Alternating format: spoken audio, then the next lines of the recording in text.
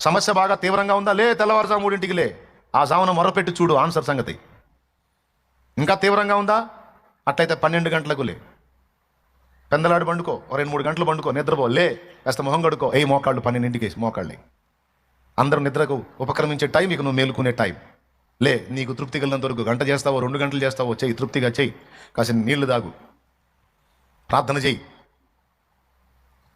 ప్రశాంతంగా వండుకో, దేవునికి అప్పచెప్పు. ఆ జావం లేచి దేవునికి అప్పచెప్పు, మొర్రపెట్టో, నీ ఓపిక. ఇక హాయిగా నిద్రపో.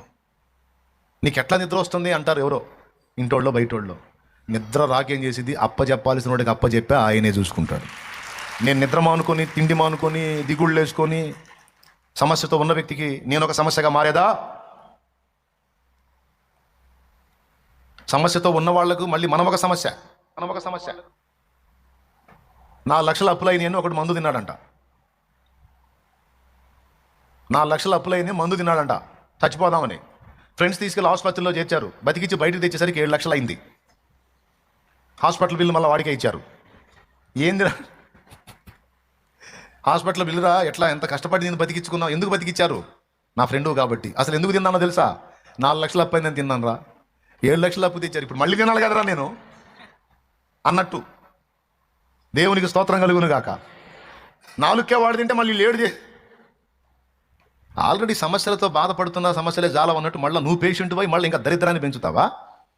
దేవుడు నీకు ఆరోగ్యవంతమైన దేహాన్ని ఇచ్చాడు, దాన్ని కాపాడుకోవాలి. అటు దేవుని కొరకు, ఇటు మానవుల కొరకు నువ్వు ఫలించాలంటే దాని హెల్త్ కాపాడు. లేకపోతే ఒక వ్యసనపరుడికి ఏ తీర్పు ఉందో నీకు అదే తీర్పు వచ్చింది. జాగ్రత్త. అర్థమైంది కదా? కాబట్టి వ్యసనాలను విసర్జించాలి. దేహాన్ని పాడు చేసుకునేవి ఏవైనా సరే మానుకోవాలి. అది ప్రసంగిలో చెప్పింది. వ్యాకులమును తొలగించుకొనుము, నీ దేహమును చెరుపుదాన్ని నీ యొద్ద నుండి తొలగించుకో.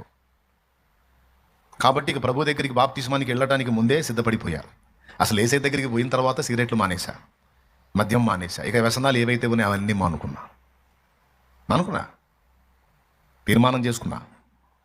ఇంకెందుకు మరి అన్నీ మానుకొని వదిలేసుకున్నాను. ఇక క్రొత్త జీవితం కావాలనుకున్నాను. పాత జీవితంలో చచ్చిపోయాను. ఇంకెందుకు? సచ్చినోడిని పాతేస్తే పోయిద్ది. నువ్వు చచ్చిపోయినోడిని ఉంచుకుంటే వాసన కొట్టిద్దిగా. అందుకని పాత జీవితంలో సచ్చినోడిగా పాతేయాలని బాప్తిస్మానికి పోయాను. బాప్తిస్మంలో 2002 ఏప్రిల్ 17వ తారీఖున బాప్తిస్మం ద్వారా పాతోడు సమాధి చేయబడ్డాడు. క్రీస్తు యేసునందు నూతన సృష్టి, షాలేము రాజుగా క్రొత్త జన్మ ప్రారంభమైంది.